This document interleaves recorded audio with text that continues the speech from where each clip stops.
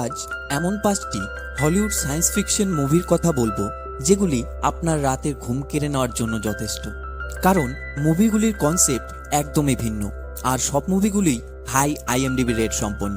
তো চলুন আর বেশি দেরি না করে লিস্টে থাকা প্রথম মুভিটির নাম জেনে নেওয়া যাক।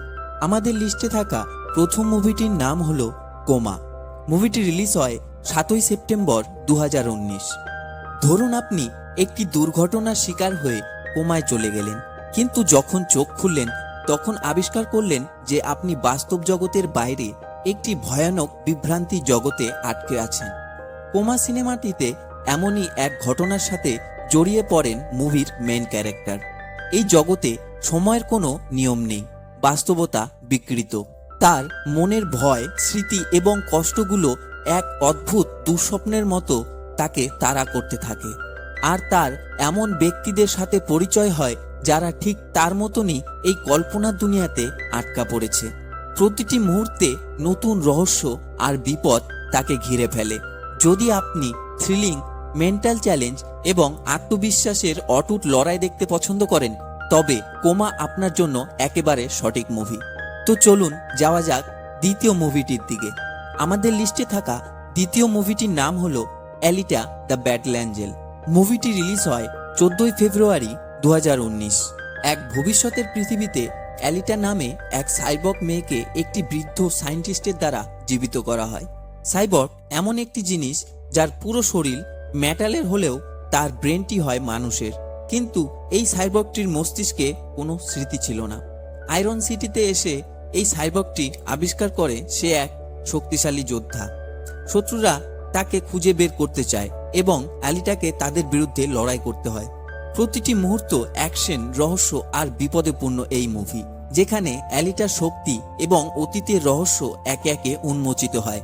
আপনি যদি ফিউচারিস্টিক সায়েন্স ফিকশন মুভি পছন্দ করেন, তাহলে এই মুভিটি আপনার জন্য একটি বেস্ট অপশন হতে পারে।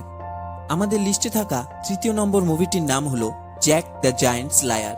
মুভিটি রিলিজ হয় 1 মার্চ 2013-তে। একটি রহস্যময় গাছের মাধ্যমে জ্যাক নামে এক সাধারণ ছেলে দৈত্যদের এক অদ্ভুত দুনিয়ায় চলে যায় রাজকুমারীকে উদ্ধার করতে, যেখানে বিশাল দৈত্যরা মানবজাতির বিরুদ্ধে যুদ্ধ করার জন্য প্রস্তুত এবং মানুষকে শিকার বানানোর জন্য পৃথিবীতে ফিরে আসে।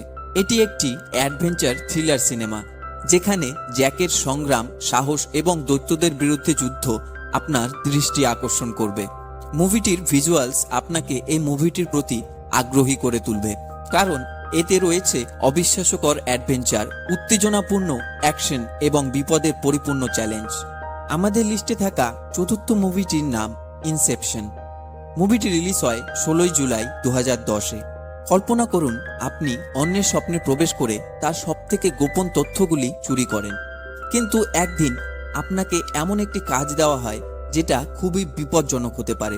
অন্যের স্বপ্নে প্রবেশ করে তাদের মধ্যে একটি ভুল ধারণা ঢুকিয়ে দিতে হবে যা সে নিজেই ভাববে। টম কপ এবং তার টিম এমনই এক কাজ করতে শুরু করে যেখানে তারা একের পর এক স্বপ্নে প্রবেশ করতে থাকে। সময় এবং বাস্তবতা একেবারে বিভ্রান্তিকর হয়ে ওঠে। এটি এমন এক জগৎ যেখানে আপনি জানতেই পারবেন না স্বপ্নে আছেন নাকি বাস্তবে। তাদের প্রতিটি পদক্ষেপে বাস্তবতা আর স্বপ্নের মাঝে এক সদৃশ্য সীমারেখা তৈরি হয়।